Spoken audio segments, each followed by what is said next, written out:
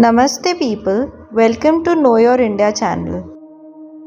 भगवान विष्णु जी ने धर्म की स्थापना और पृथ्वी को बुराई से बचाने के लिए 10 अवतार लिए हैं, जिन्हें दशावतार कहा जाता है। विष्णु जी का सबसे पहला अवतार हुआ मत्स्य अवतार। राजा मनु भगवान विष्णु जी के परम भक्त थे। एक बार जब वे नदी में सूर्य देव को अर्घ दे रहे थे, तभी एक छोटी मछली उनके हाथ में आ गई। मछली ने राजा से उन्हें कमंडल में रखने की प्रार्थना करी, ताकि वह किसी बड़े जीव के शिकार से बच सके। राजा मनु ने मछली पर दया करके उसे कमंडल में रख लिया, लेकिन मछली का आकार तेजी से बढ़ने लगा और जल्द ही कमंडल छोटा पड़ गया। राजा ने तब उसे एक बड़े तालाब में रखा, लेकिन वह और बड़ी हो गई। मछली के असाधारण आकार को देखकर राजा मनु समझ गए कि यह कोई साधारण जीव नहीं है, और उन्होंने मछली को महासागर में छोड़ दिया।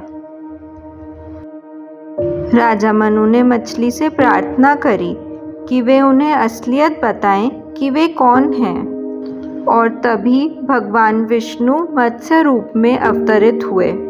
विष्णु जी ने राजा मनु को बताया कि आने वाले समय में एक बड़ा जल प्रलय आएगा, जिससे पूरा संसार खतरे में पड़ जाएगा।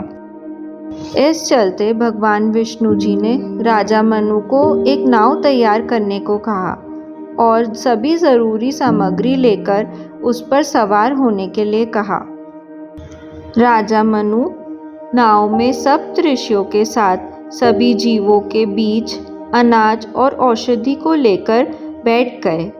जब प्रलय आया तो नाव समुद्र में चलने लगी और भगवान विष्णु मत्स्य रूप में उसे बचाते रहे। प्रलय के बाद भगवान विष्णु जी ने दैत्य हयग्रीव का वध किया, जिसने वेदों को चुराकर समुद्र की गहराई में छुपा दिया था।